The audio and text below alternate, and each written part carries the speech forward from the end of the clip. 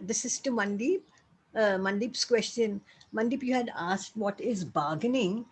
So for me, what bargaining is like, I will bargain with, I will talk to God and I will say, please, give me one more chance. Just take this away, and I will really change and I will be more careful in future.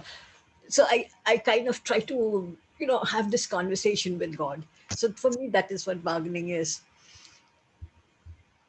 Bargaining is negotiating. Oh, if this happens, next time I will do so much better. I won't do this, And it's like we bargain with ourselves about, oh, I didn't pay as much attention. Next time I'll pay more attention. I'll give more care. And it's about negotiating. It's about bargaining. Yeah. And of course, I myself believe in the power of prayer. And so the first thing I do is bargain with God.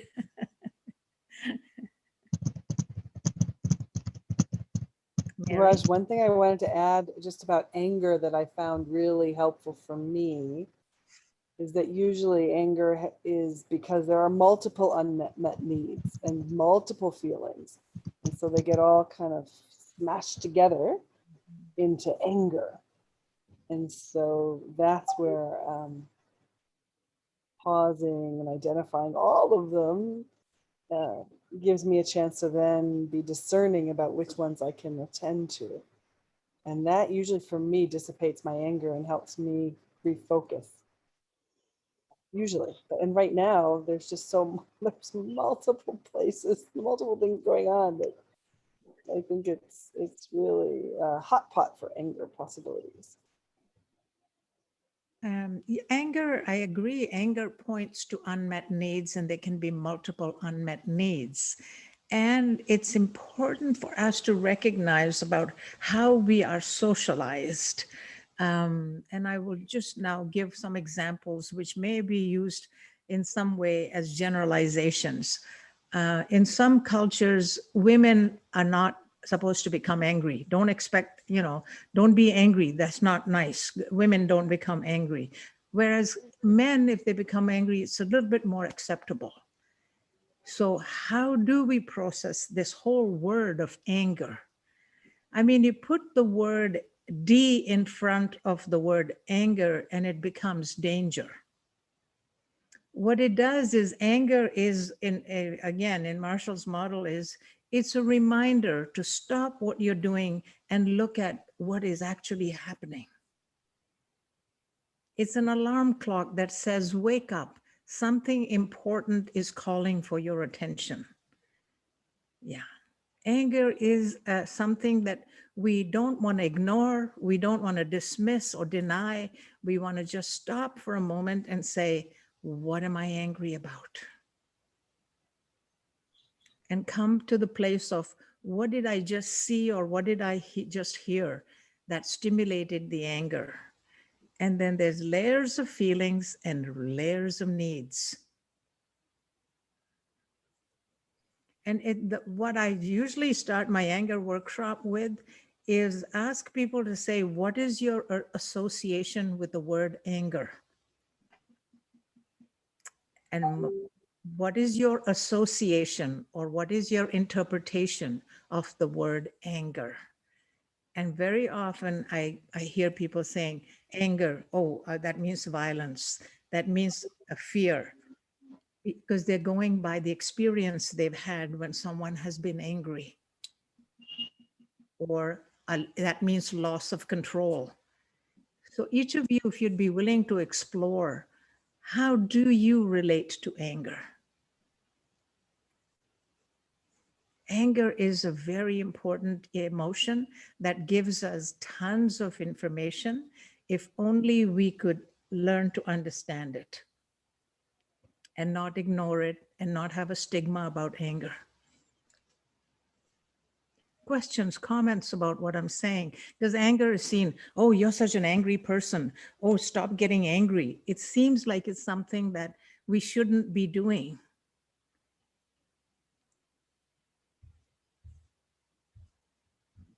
Nikki, I see you have an indicator that you would like to say something or applaud But something. I think that Jabba's hand was up before me, so I'm going to let her speak and then. Let's see who wants to- Jabba or you. That doesn't matter to me. Jabba, go for it. Okay, thank you, Nikki. What came to my mind was that when I focus on the observation, and then I find that there is lack of, again, that's interpretation. So I'm adding my interpretation because I don't know how to word it, that there is lack of integrity. So a simple example that I would like to give is that yes, X was sick, but I was not told that the X is sick. So the observation is not based on my imagination. The X himself told me that X was sick, but I wasn't told at that time that X was sick. So I have understood that, okay, that is the lack of integrity. My mind interprets that the lack of integrity is making me angry. Now, how, once I know the need for integrity or the need for honesty, what do I do about it? I mean, how does it help me to know what is my unmet need behind the anger and what is making me angry? What's the next step after I have understood what is my unmet need? Thank you. I'm complete. So Jabba, let's stay with the example that you're saying that somebody you heard from somebody that you're not naming the person. You're saying X is not well. Yes, and that is of consequence. X not being well and my not knowing about it is of great consequence Ah, because, okay. yeah, it is of great consequence to me. And let me break the mystery around it. I just lost my father, and the attendant who was uh, looking after my father, I learned later after he moved on that he was not well on the last day that he had come for duty. And it does make me angry to think that I did not know about it. So I'm not angry with the attendant. I'm angry with the people, the responsible people who knew about it, who could have informed me, we could have done something about it. All this, of course, is in the hindsight, and it's of absolutely no point thinking about it. I understand the futility of this intellectual exercise, but however, it doesn't make me less angry. So I just want to know, in such a situation, though I know why I am feeling angry, what do I do after? Because I consider it as lack of integrity and lack of honesty, that the attendant in such difficult times, not being well, attending to my father, is of great consequence. And I am the only living child of my father, and I don't know about it, living in the same city. So, and it is a lockdown. So I also did not take the extra care. So there's a guilt involved that I also did not take a pass or something because I didn't understand the situation. So I thought things are normal. So anyway, that is justification of the guilt. But my point is, although I understand the cause now or my unmet need, what do I do about it? So Jabba, first of all, my condolences, my deep condolences on the passing of your father. That's such an important thing that you just shared. Yeah, I'm just going to pause for a minute to take in what you just said, and that you were the only person left in that family. So there's a lot that you just put in front of us. So I'm just wanting to hold some space for that. Um, and integrity for me in this case means is that you would have really liked to have known the truth about what was happening with your father.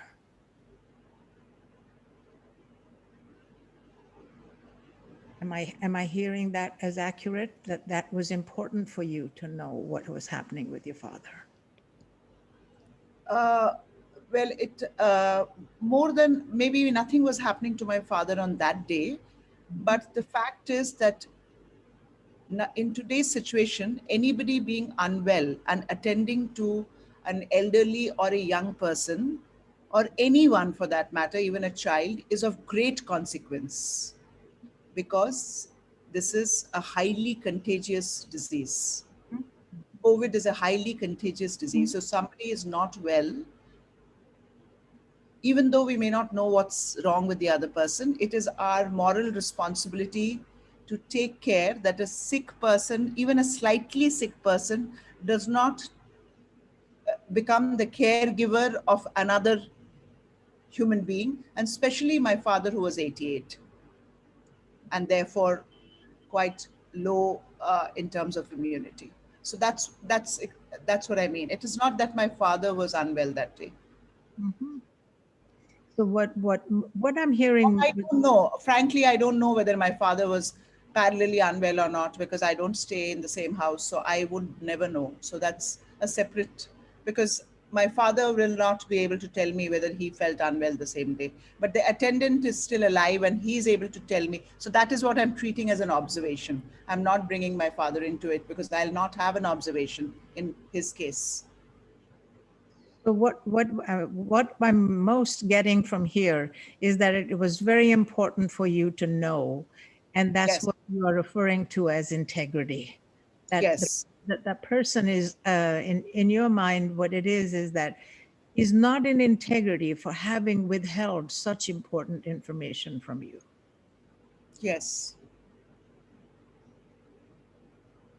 Let me see if I can ask somebody else if they want to comment, and then I'll come back and connect with you. Because I think it's important that we really hold some space with the magnitude of what you've just shared and how important this is to you and what you're asking us to explore. All of those elements we need to hold. It's important that we hold. Jabha, I'm um,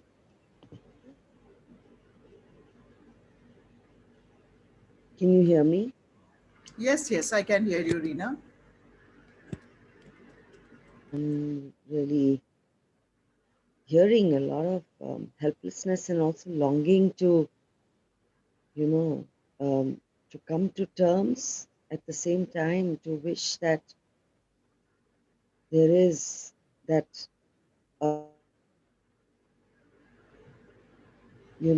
kind of shared holding of the fragility, the preciousness of life. And, and sensing uh, anger and helplessness and and whatever else.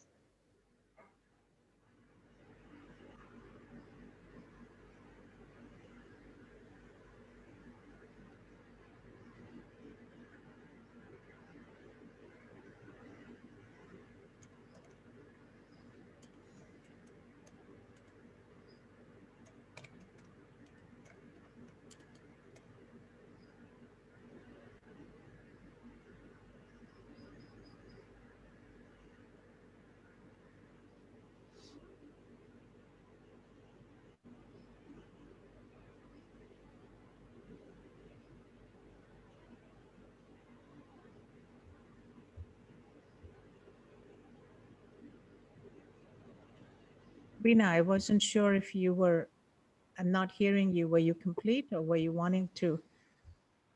You were intermittent for me, anyways. I wasn't able to fully hear you. So I don't know whether you were finished.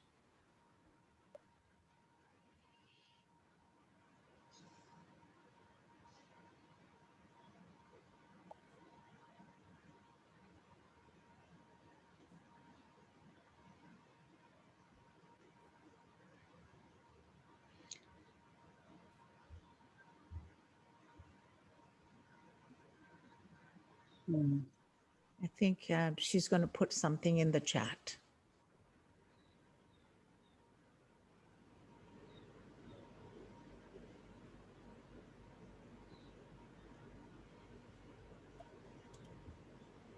Mary, were you wanting to say something? I wasn't sure.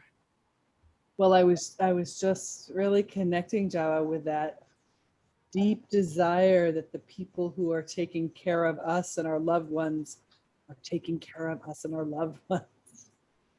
And how we really hope that people share the same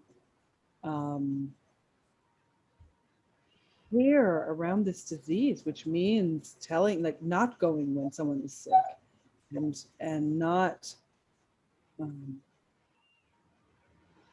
putting other people's lives at risk. And that is something about this particular disease and pandemic that is even more critical than ever. And unfortunately, so yeah, I just want to connect with that. I hear that. Yes, Mary, Share it. I hear you. I think, Jabba, go ahead, Juliana, go ahead. yeah. So Jabba, I just want to say that I really am sorry. And when I hear about your father passing, and I can just feel your sadness. I can feel your grief, and I can feel your anger, and also your guilt that you wish you could have done something to make things different, to make a difference. And just now I see your longing for you know and a longing for to just be with mourning this loss and of your dear father, and accept forgiving yourself, forgiving those around you, perhaps just acceptance and longing for peace within.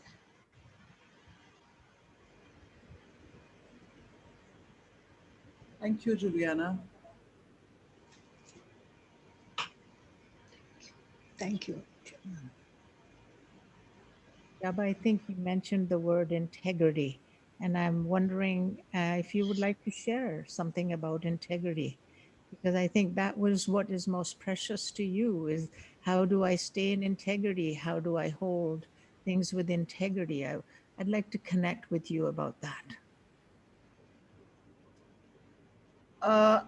Yes, it's a very, very important value for me for my entire life. No matter how unpleasant and no matter how pleasant, uh, it's a very, very, very key value for me. And when that need is not met, it triggers me very, very strongly. It doesn't matter whether it's a criminal act somebody has committed, or whether doesn't matter the act as such, but the integrity is, yes, very, very important to me. You get it completely when I say that. And so no wonder you're angry, because you value integrity. And no wonder this is so intensely being expressed by you, because integrity is a very key value for you in your life. And you want to make sure that this is how you live your life. And you would like to see that people who are around you are in integrity as well. It's disappointing to you when you see that that doesn't happen. And disappointing goes to then anger about how could this be happening?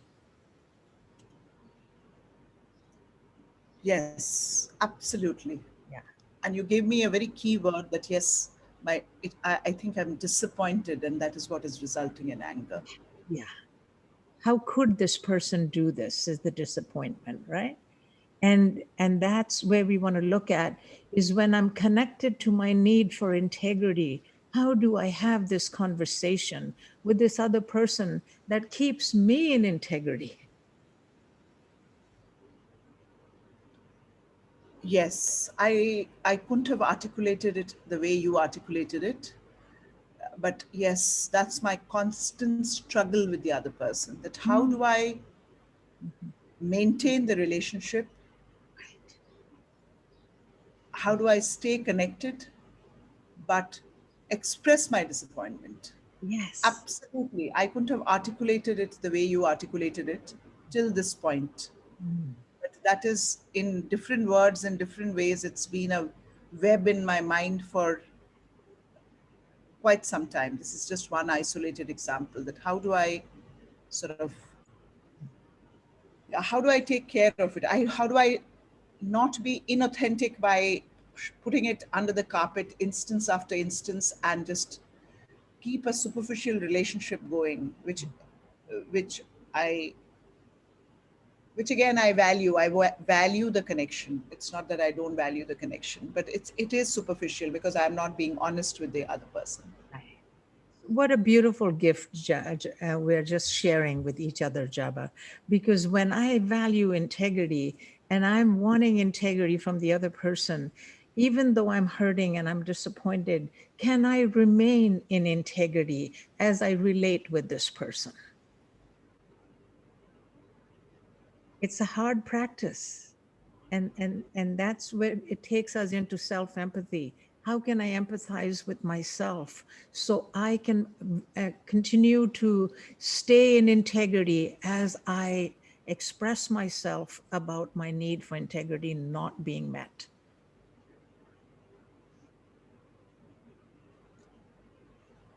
Yes, it is feeling super hard. It is super hard, isn't it? Yes, yes. And Yeah. that's it.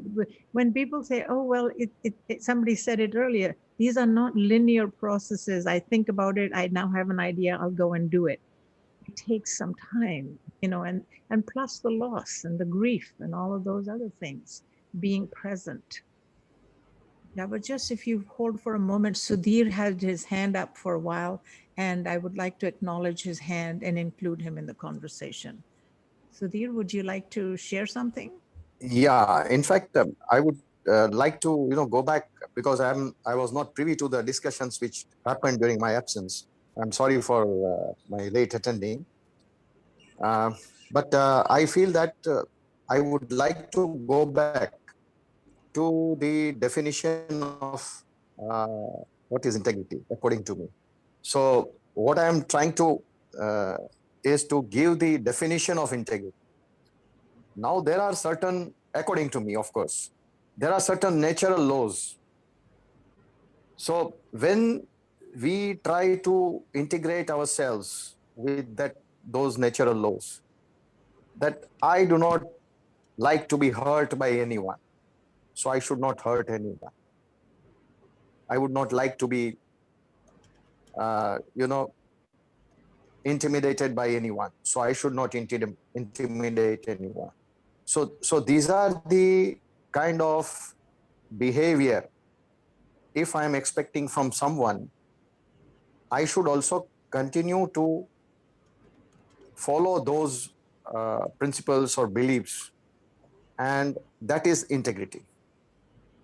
Now, during my interaction with someone, if I find that he is not uh, a person with integrity, then in addition to self-empathy, as you rightly said, I should have empathy for him also. Because he is coming from what belief that he is not in a position to live with integrity. So if I try to understand that, then perhaps I will be in a better communication with him. That's all. Thank you. Thank you, Sudhir.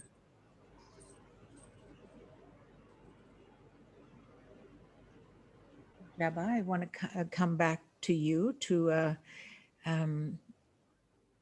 see how how we can flow with this process, where you are in this process, because I want to be able to connect with you and also see where you would like us to be next.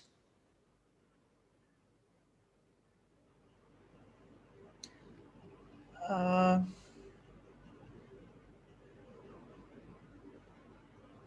I think I've already got one very, very important insight, even in the minutes that we have spent together. And I'm fine with staying there and your, I mean, all of you uh, moving ahead with whatever you had in mind, because the most important takeaway from me was that since I value integrity, and I think I practice integrity to the extent possible in every situation. How do I stay in integrity no matter how tough in this particular very important relationship for me? I don't have the answer to the house. I don't know whether I'm courageous and not just courageous, but holding the other person with care, which is what Sudhir also got my attention to. So I always take the easy way out of not addressing it, but then not addressing it doesn't solve anything for me at a deeper level. So the relationship does stay very superficial and it goes on for years and years and years. So honest expression with care, as Marshall taught us, I haven't learned that art yet. Honest expression with care in a very sensitive and in a very critical relationship. I know that I don't know the art. I know it consciously, my incompetence. And my takeaway after this discussion with you is that let me see whether I can, I don't know how I will learn, but yeah, I will focus there. That how can I express myself honestly, holding the other person in care and not just holding myself with care. So that's something I don't know yet. And as you would say, up until now. So I would like to learn and I would try to learn. And hopefully by the time I die, I would have learned.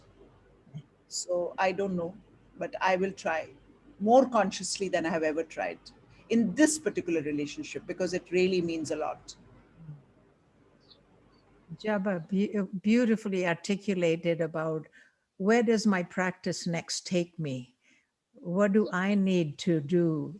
What do I need to reflect on to feel safe, to be able to speak my truth and be in integrity, and at the same time be caring towards the person who I'm going to be impacting with my words and actions?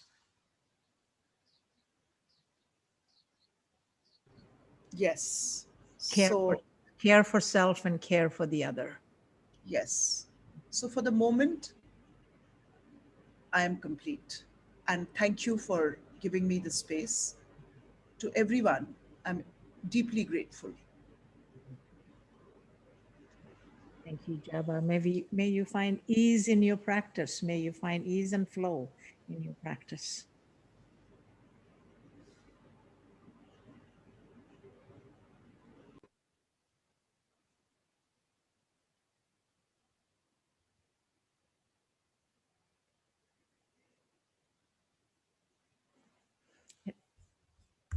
Betty, did you have your hand up or was that just a, no, okay. I think maybe this is a place to take a 5-minute screen break. Raise your hand if you would like a 5-minute or a 10-minute screen break. 5 minute? Okay. That's a great idea. Let's take a 5-minute screen break and please come back in 5. We'll see you soon. Yep. Sudhir? Sudhir, I just want to ask you a question, if you don't mind, if you're there and you can give me. Yeah, sure. Sudeep, please just explain what you said. I didn't. I mean, it was so important about understanding the other person, and and real. Just please repeat that part. I was trying to say that there are certain natural laws that Mm, as an individual, I would not like to be hurt by anyone. I would not mm, like to be intimidated by anyone. mhm, So if I'm putting into practice what I expect from others in my interaction with others, that is mm, integrity. mm, But if I feel that I should not be hurt, but when I am interacting with you, I don't mind hurting you, then that is not the mhm, integrity. As simple as that. mm. And Yes.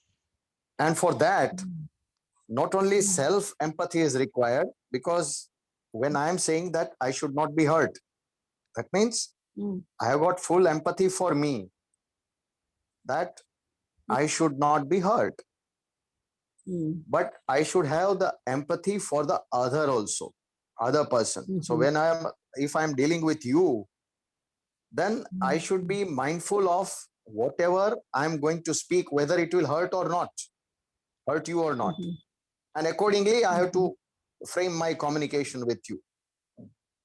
mhm, mhm.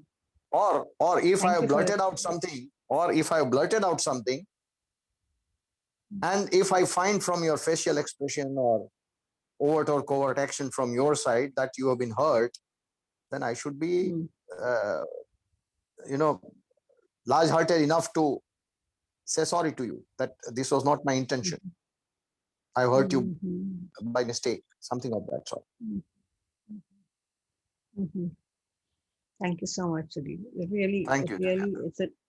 It's such a beautiful reminder when at least I find myself carried away with my anger to stop and try to understand the other person. Yeah, it's After a I question of understand, it's after a I understand my own need, try to yeah, understand the other need. yeah. It's a question of pause on my side. That's all. Yeah, yeah. So in my pause, Thank I'm giving space to the other person. you.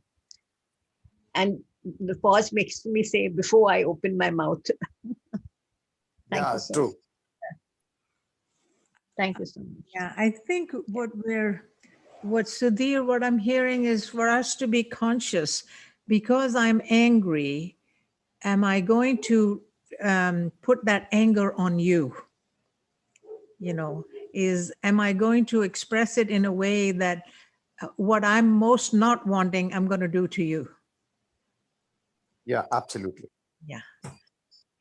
Yeah. Let's not become what we don't want. Let's become Yes, what you want. yes. It's like, walking your own talk. Yes, absolutely. Absolutely. Mm. And I think one of the things I keep getting and re-getting out of all of this is exactly how Raj, you were opening up the possibility to really support Java exploring her own experience first and really getting a hold on that. Because that's my understanding is once I really understand where I'm coming from and what's going on for me, usually I feel a sense of relief and space, which helps me then have space to consider the other person. Yeah, because if I'm in pain and I'm trying to hold my pain, it's very difficult for me to offer kindness to you. Yeah. And if I'm intensely angry, it's difficult to be compassionate to you. So if I can then hold my own pain, my sadness with care and compassion, then I can respond with care and compassion.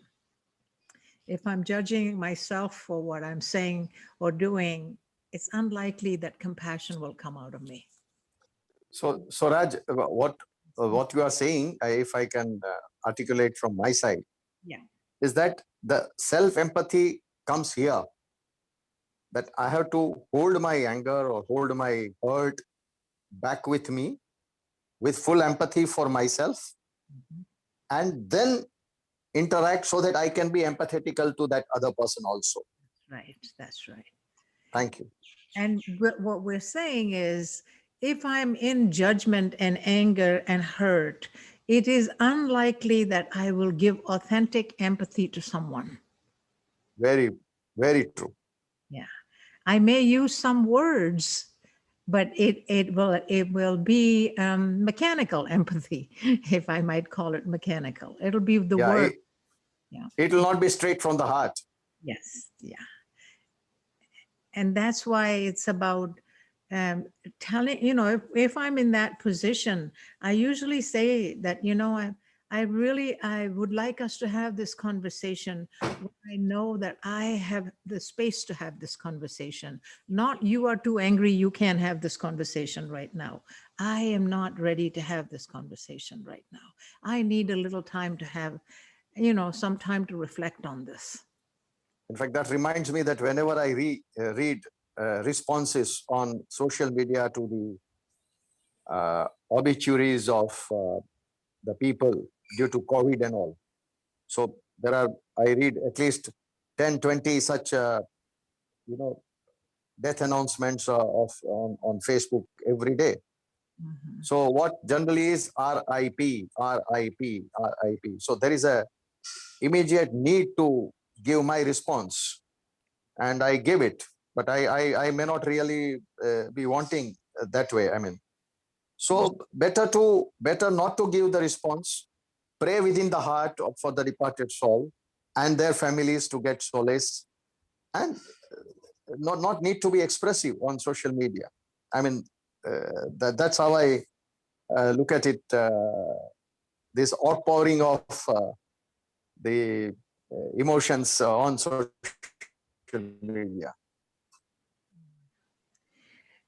Sudhir, what I see a lot of the times, like when we're in large auditoriums and, we're asked to do a survey those are reactions, they're not responses. What's the answer that comes to mind? Exactly.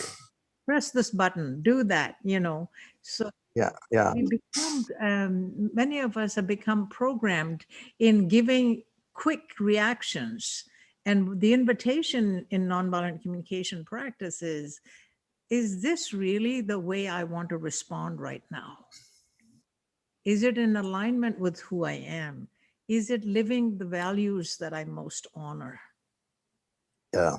And that requires a bit of reflection, particularly when the emotion is high, the intelligence is low, because we are now back in the limbic brain into survival mode.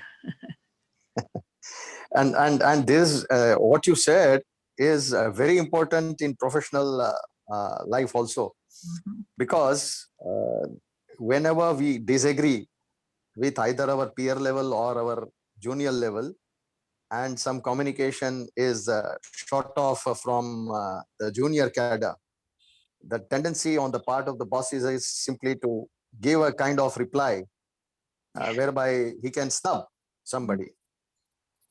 But can we keep it as a draft for some time and have a review of our own draft before we shoot off the mail?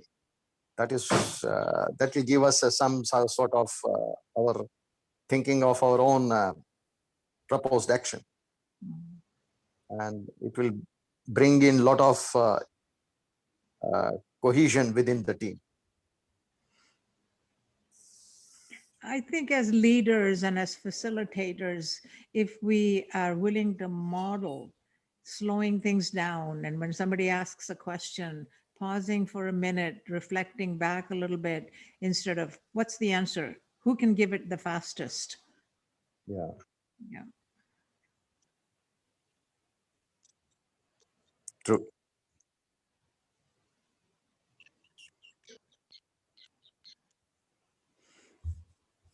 Juliana, did you have a question that was still lingering, or did you get the information you were looking for? Yeah, thank you. I did. And it was, thank you so much. It was such a reminder to me.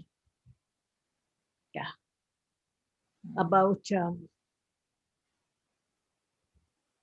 collection before correction, I would say.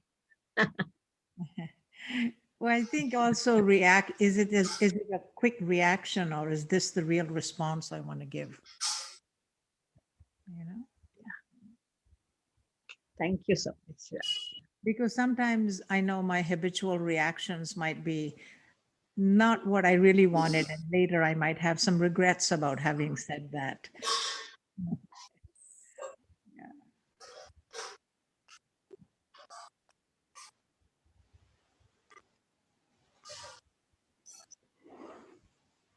The more I understand my emotional triggers, the more I understand what words and actions trigger me, the more opportunity I have to regulate them. Hmm.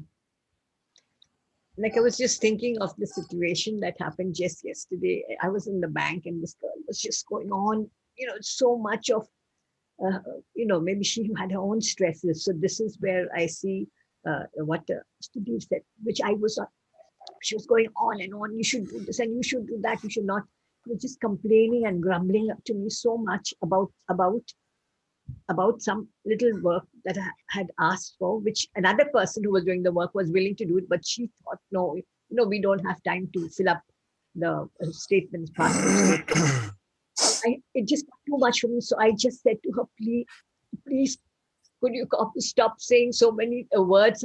I just need peace just now. I just need peace. So that was my need. It was just too much for me to take. And I told her, just stop. But I go on, I said, just do what you can, and that's okay. Even if you just tell me verbally what the balance is, that's okay. And, but I didn't go to think of the stress that she might also be in, that she was using so many words and going on and on complaining and as programming, possibly she was also in stress.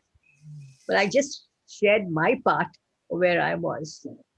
But I was really still angry. And I said, I never want to interact with this girl again, I would never like to rather. So there was no connection and there was no compassion. There was no understanding. It was just in that moment taking care of myself because it was just too much for me what she was doing. Mhm, mhm. So I think we have just about a half an hour left in today's session. So I'm wondering, Mary, if you would like to talk a little bit about any other comments, questions about the assignments. What is it that you would like? I know Yvonne today is going to be more of a witness than a participant in terms of supporting facilitation. So I'll check with Mary and Rena. Well, I wasn't really thinking so much about assignments given sort of what we were, I mean, we can, if you'd like, we can continue on, Raj, that's okay. There is one thing that came up in the office hours and around sort of stages of learning and knowing that actually might be interesting given the conversation. What do you think, Raj? Sure. The competencies. Maybe I'll share that and see how it resonates for you all in your own experiences. Show even learning goes through stages, just like stages of grief or loss or sadness. Exactly. Learning is also done in stages. Let me pull that up then. Hold on one second.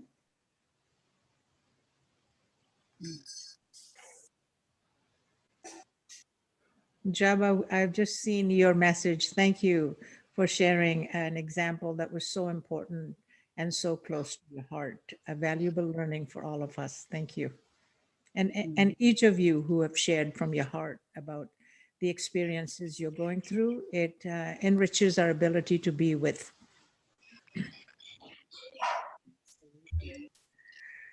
So one of the things about learning that I want to share with you all tonight is actually from, it's an adaptation of the 4 stages that I think are probably very common in the world of the 4 stages of competency, which are common in the world of facilitation, right? Where we go from unskilled, and then we don't know that we're unskilled, to consciously skilling up, until it is we're consciously skilled. And I actually take that to another level of consciously, unconsciously skilled. I've been working on a self-assessment form for another area where I'm doing some work in the world of holding space. And we worked on our descriptors for these stages to try and help the ourselves and participants do some self-assessment about where we are in our learning. And I wanted to share it with you because it's an adaptation and I'm finding it really useful for me. And I'm wondering, there's a special edition here. So we've in the 4th and 5th column. So we've got 5 columns. And the first column is really just not, you're unskilled and you don't know that you're skilled and you're unconsciously unaware. And I think a lot of times I see that a lot of the conflict that comes up is because we just don't have the skills to resolve conflict. We don't have the skills of knowing our own selves and our own emotional world. So then the next step is becoming aware, right? And then I'm consciously discovering something. So right now, this course, I think, has sparked for some people some new awarenesses. Like, oh, that exists. And I'm consciously learning or consciously discovering about them. Then if I have the willpower, I might move into intentional learning, where I'm exploring and developing whatever new knowledge and skills with and gradually increasing ease and ability. And I'm consciously learning and moving towards this knowledge and skills. And I feel like on some level, I'm often always in this column and with many things. But in this column, it's where I really have to put my attention on something if I'm really trying to learn it. When we get into the 4th column, then whatever the practice is, it's very integrated into my, or whatever the knowledge or skills are, it's very integrated into my practice. So, you know, it's something I don't have to think about so much. It's fairly automatic. And so in the 4 stages, I'd be unconsciously skilled. I might be unconsciously skilled at giving empathy. I think, Raj, you're unconsciously skilled at giving empathy. It's very automatic for you. It just pops out of you. But what's interesting here too is when I'm stressed or triggered, I can recognize that my words or actions might represent something in column 3, 2, or even 1, right? So recognizing that, yes, I am, so being skilled or having a certain knowledge isn't an end state. And if I'm triggered or stressed, I probably will be in one of the other previous states. I can't always use all of my resources or skills. And then here in this column, what we also said is, but with effort and time or support and grace, I can bring myself back into this integrated stage.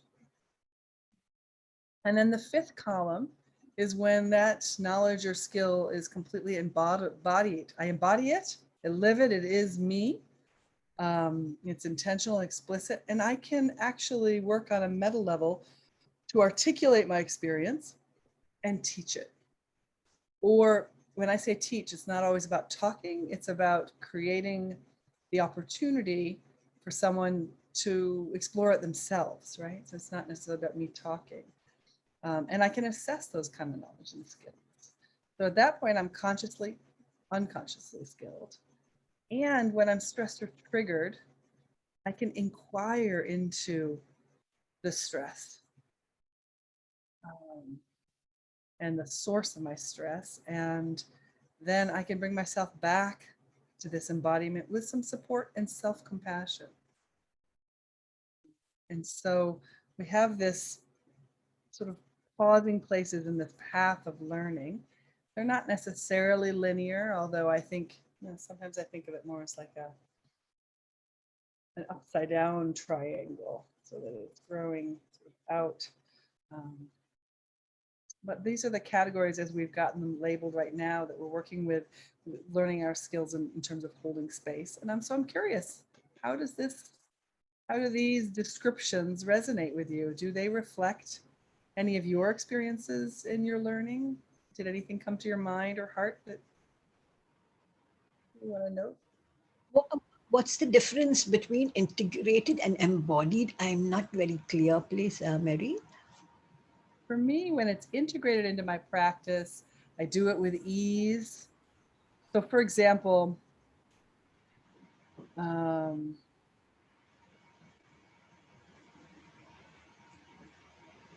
do it with ease and it's natural. But when it's embodied, I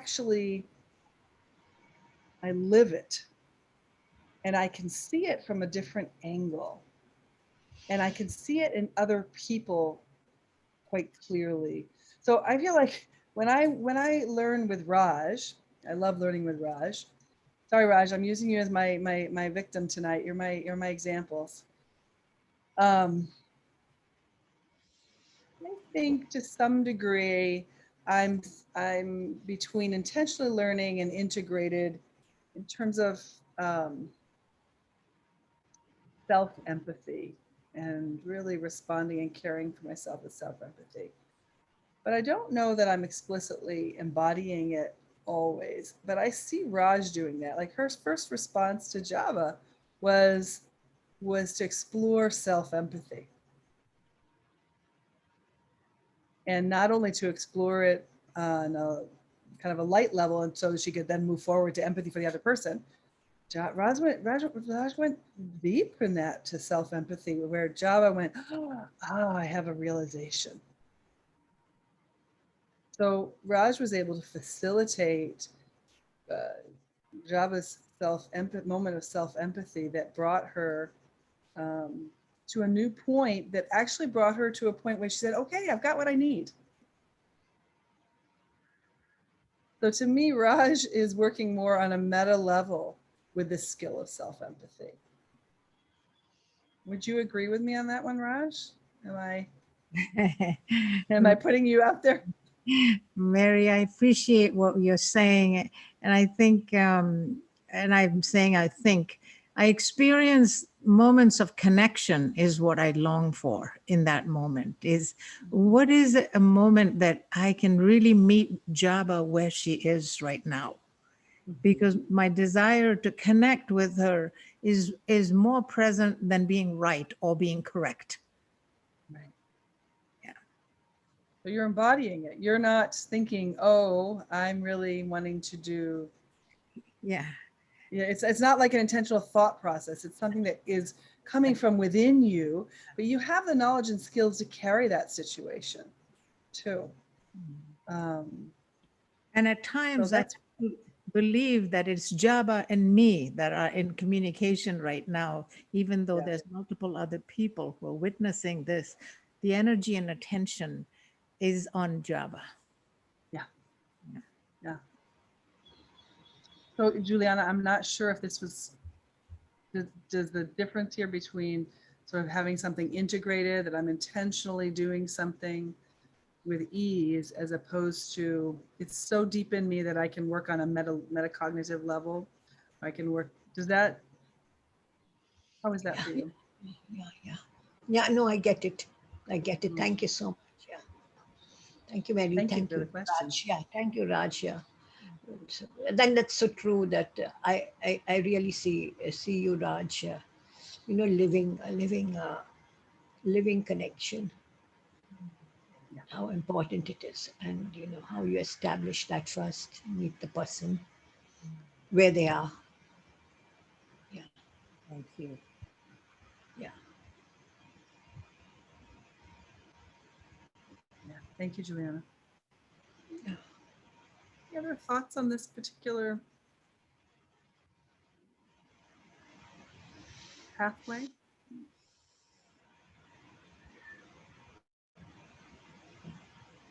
Were you asking a question, Mary? Yeah. Would anybody else like to share anything that they came up for them in either listening or thinking about this, or any of these particular descriptors?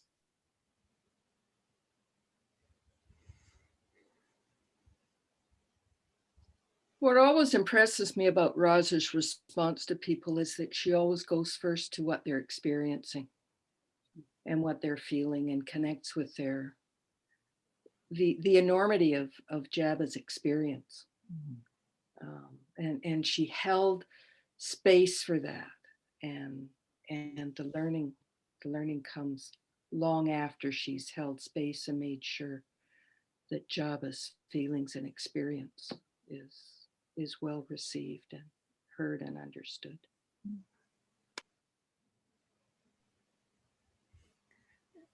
And just to add to that, I'm sure Jaba pondered, I'm telling myself this, she didn't say that, must have thought, will I be sharing this tonight? Will I be saying something tonight?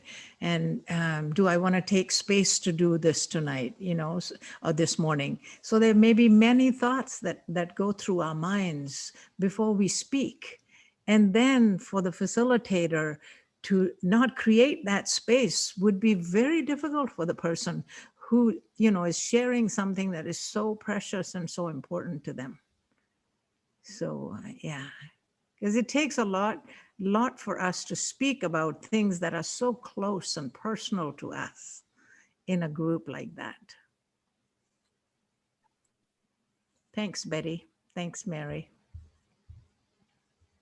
Thank you. Java, thank you for letting me observe your session, time with Raj, and share it on through this lens. Beautiful moment. Yeah. And Mary, I wanted to say something. What really, was a real truth for me is the moment I get in touch with what are my needs, I find a point of relief, and I'm able to give myself that, I realize that I can give it to myself. I have it within me to give it to myself. And that's the self-empathy, and that's the moment after which I'm free to connect with the other person, actually, when I'm in pain, that is, and triggered, So that just connecting to my need in that moment, is, that's what I want. It's so relieving. Thank you. Juliana, I think it's really helpful for us to really notice what are 3 to 5 needs and values that are very dear to me, and say, for instance, for Jaba, integrity. For somebody else, it might be honesty. Somebody else, it might be fairness. What are those 3 to 5 needs that are precious to me that I want in all my relationships? So that when the intensity of emotion comes up, particularly anger, it's usually one of those 5 or one of those 3. Because we hold it so precious, we hold it so valuable that we want to see it in our relationships. We want to experience it in our interactions because we value it so strongly. And that's why the anger comes up is, how could this not be happening? No wonder I'm angry. Yeah. I think Shashwat had his hand up. Let's hear from him. So I just wanted to ask, in this framework, how can we go from unskilled, unknown to embodied, intentional, and explicit? What are some things we can do to travel or go from the first place to the... Well, it's a great question, Shashwat, and that is what we're doing, right? So my question would sort of be for you in this course, is there anything that you went from unskilled and unknown to a new awareness? Did you have any awarenesses or something you became aware of and then you said, oh, I really want to try and learn and do that? Like, have you seen that in your own learning?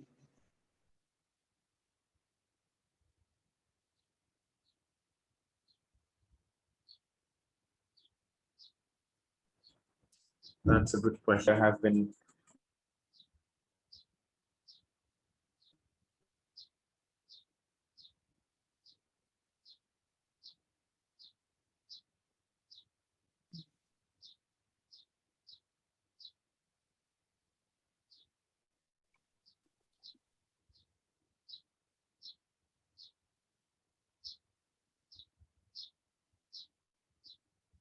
belong.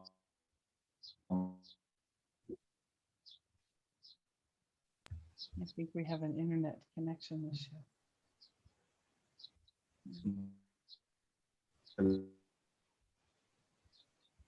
Oh. Okay, let me see. So that would be my question that I have for everyone. And to think a bit about your own learning and thinking, where have you shifted? And did we lose Shashwat completely? I think so. Yeah. And so I just wanted to offer this as I'm curious too, as facilitators in your context, how do you see your participants learning? And what frameworks do you use that make that you also use with them that help you all get a sense of it? And I want to share one other thing briefly, and then to give you an example of maybe a little bit more concrete example that we're using in the tool that I've been working on with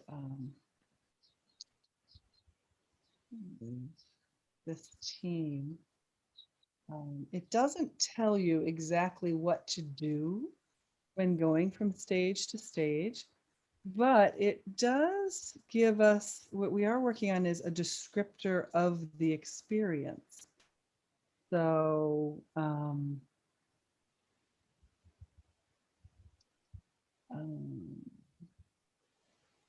just to give you a really basic example of one concept,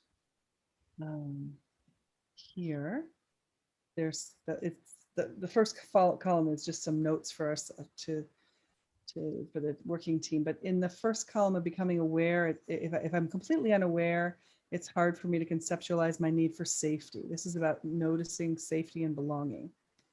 So I don't really get why we might need to think about safety and belonging. And when in this course, they talk about how we sometimes, when we're young, give up our needs of authenticity and safety in order to belong. And so then in the second column, I start to have a sense or feel when I'm emotionally or physically unsafe, but I don't know what to do with it. And I don't see what I'm sacrificing to feel safe. So in that one, I'm open to discovering.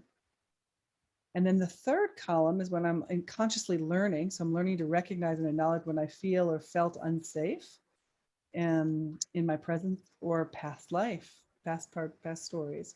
And I'm also learning to identify what other needs I was sacrificing in order to meet my need for safety. So that's where I'm really working on the learning. In the fourth column, there's more ease and flow. I can easily identify when I feel or used to feel I had felt unsafe. And I can identify what needs I might be sacrificing. And then the fifth column on the meta level, this is where it's so embodied that I can guide a conversation that explores and brings to light this experience of safety and how one might sacrifice safety in order to get other needs met. So Juliana, I don't know if this also gives another example of what it might look like to have something integrated and then to have it really deeply embodied. So it doesn't say what to do to go yet from one spot to another, but if we can start to identify some of the points, some of the descriptions for these, then it will help us see ourselves and assess ourselves better. And we haven't actually shared yet, Rena and Raj and Yvonne, Jim and Jory Mansk self-assessment tool. That might be something of interest at some point.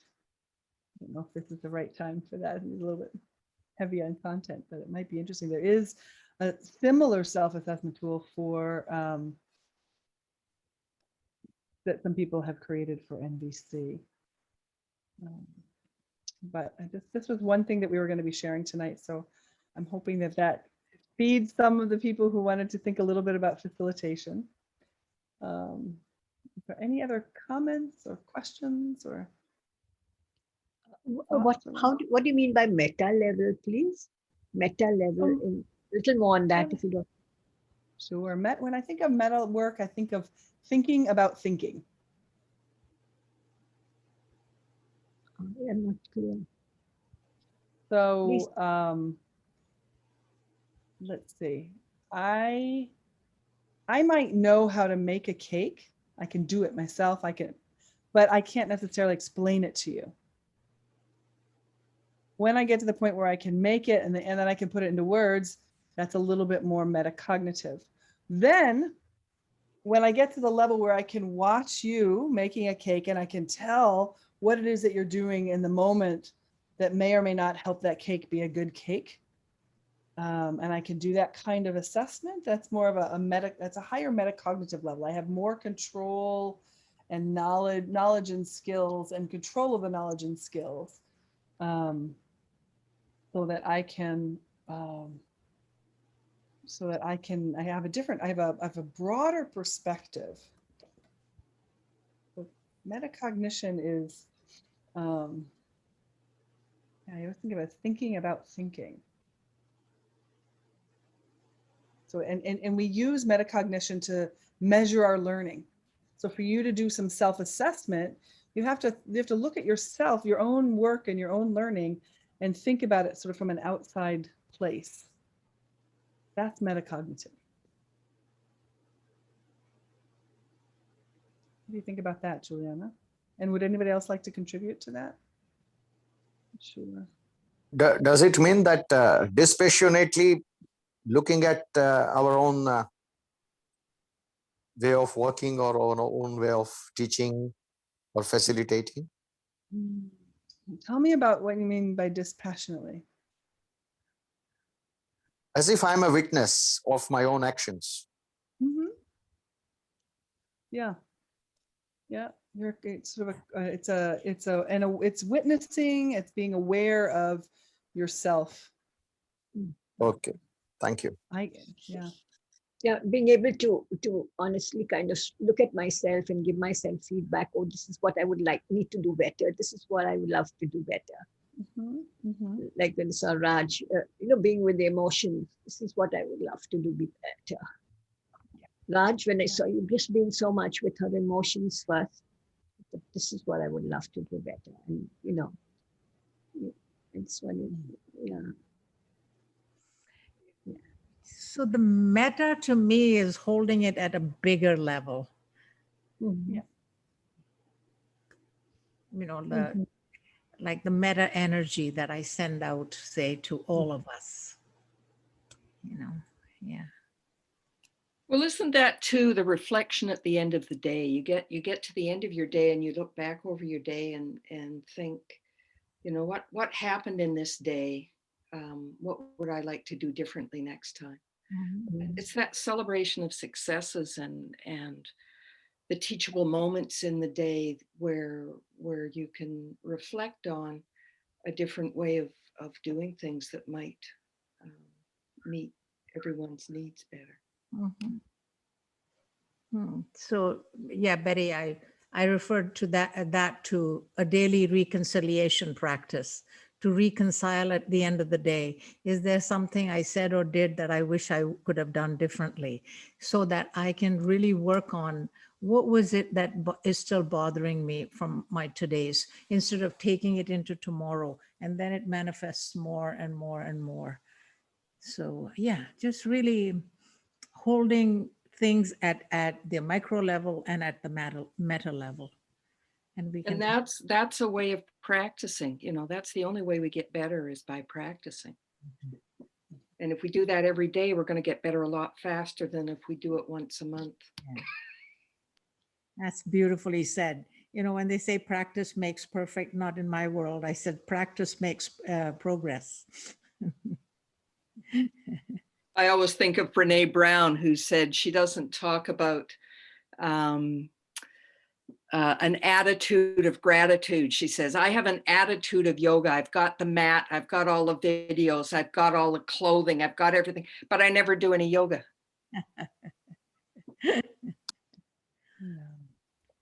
So maybe we can close in the next 10 minutes or so, close our session with What would you like us to close with, Mary? Some feelings, some needs that were met? How you feeling? Or what are you taking from today? Let's Yeah. briefly, one sentence, few words, one sentence. Either on your mind and your heart. What are you taking from today? Gratitude for everyone's heartfelt sharing.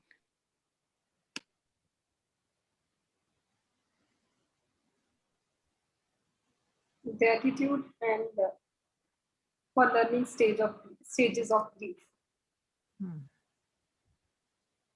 Gratitude for every word of spoken here.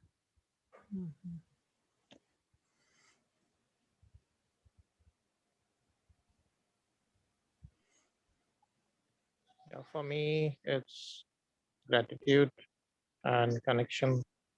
It gave me a lot of ease to hear and to be seen and heard. Thank you.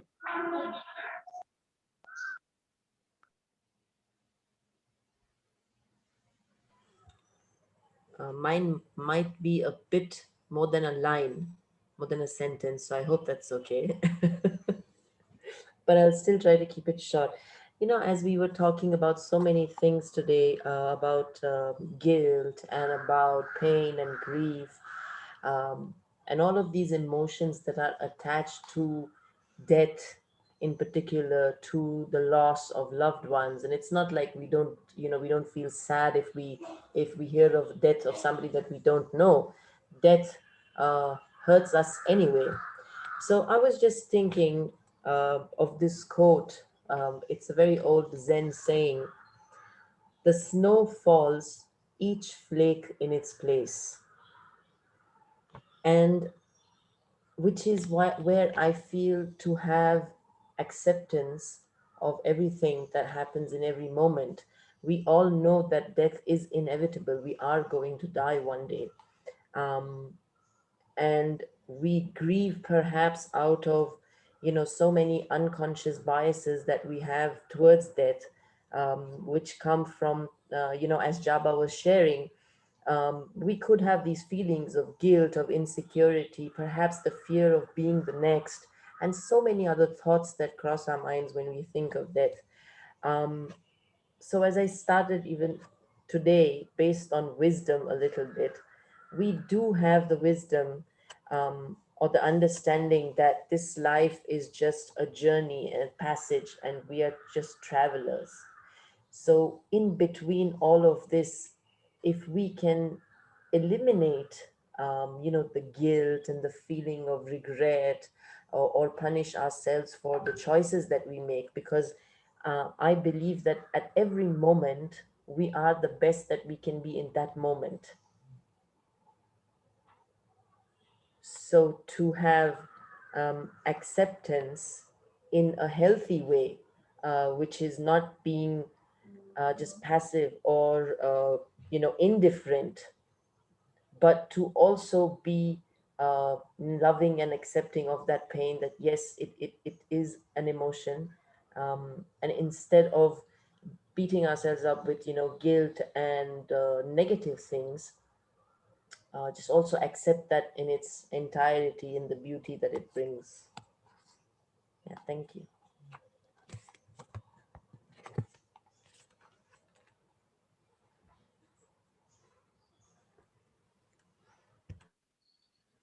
I'm taking this idea of connection first. I've been repeating, saying, sharing with people and friends, students and teachers, the idea of connection. But what I'm taking from tonight is ways of creating and finding moments of connection, even in difficult, challenging times. So what I was saying earlier today, that the two big things and ideas for me that make me feel that I was supported and cared and I belong was my family and my community. So what I was saying now, it's more clear now in my head now and in my heart. what I was saying is, in a very difficult moment during this experience with COVID, when I was so sick and I felt that I was maybe going to get worse and die, what I was looking and finding was those moments of connection. I wanted to be connected, maybe with myself and with others. So that brought life back or energy back. So that's what I'm taking from this session. Creating and finding moments of connection is something in my heart that I wanted to share with you. Thank you.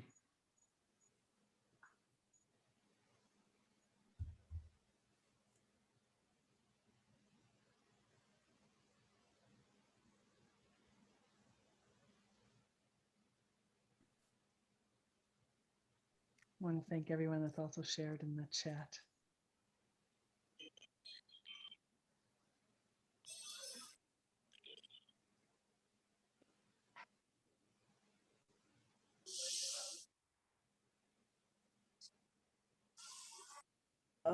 My takeaway was realization with some degree of regret as well, that when I started speaking to Raj, I was almost proudly declaring that I practice integrity. But by the end of the conversation and by the end of the session, I, first time so cognizantly, I got in touch with reality that in an effort to belong, the price that I pay in not being authentic in my close relationships. So I will say next time in any other forum with much less conviction and pride that I practice authenticity, because I realized how much I have to work on this particular value, which I still value as I like this, is the truth. But whether I practice it in my closest relationship, I don't. I avoid conflict and I stay my inauthentic self in matters of consequence. So that's a significant takeaway from for me today. Thank you. Wow.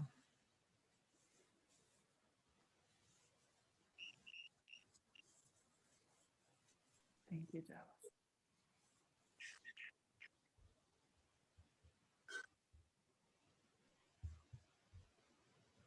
Well, Heraclitus said that you have to expect the unexpected or you won't find it. And I think that tonight we didn't know what to expect. And what we found and what I found was through the midst of all the sharing and the pain, and the hard things, quite a bit of love and gratitude. So I really didn't know how tonight would evolve. And I just have to say that I'm leaving with the sweetness and a connection. And I'm just holding you all in my heart and your families and loved ones and the country. So,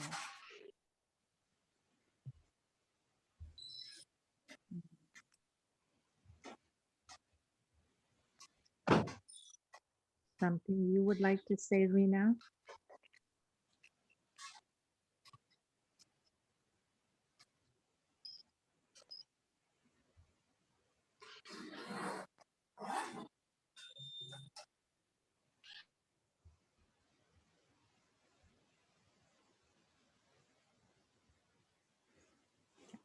Are you able to hear me, Rena? I was asking if there's something you would like to say in closing, or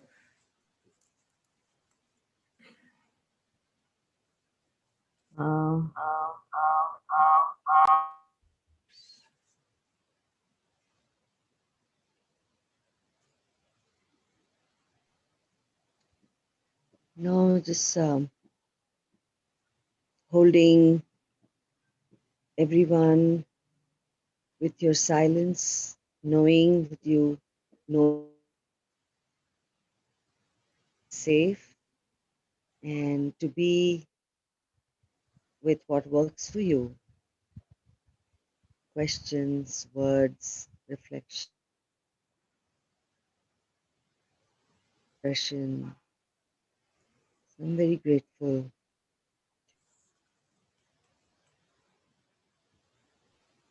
This space and honoring it with your presence. That my longing and my aspiration.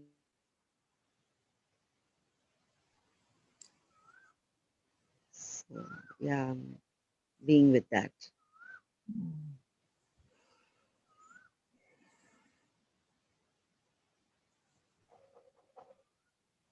With hope and prayers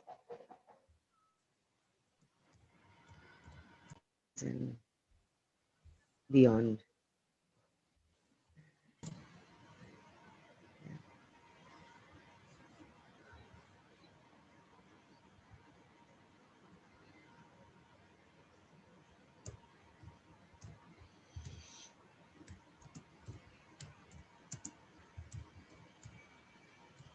Raj, would you like to give us the closing word and then we'll head out?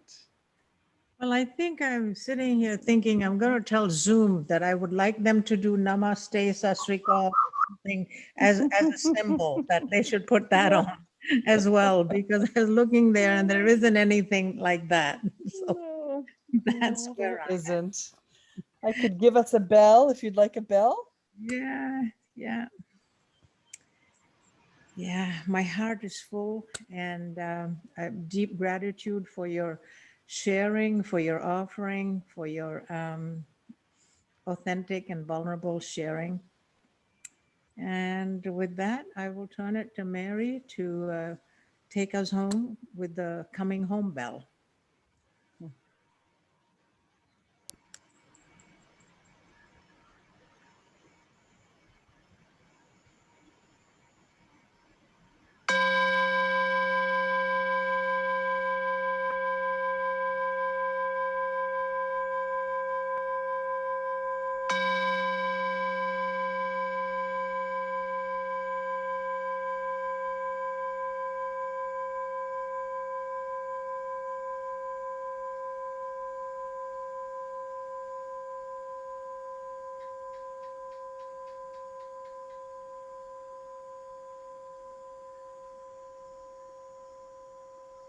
May you be safe till we meet again.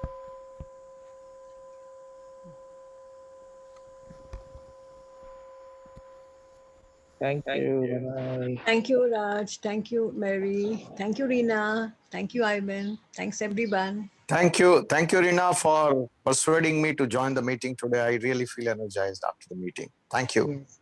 Thank you, Glad to- everyone. Have a blessed weekend. Be well. See you soon.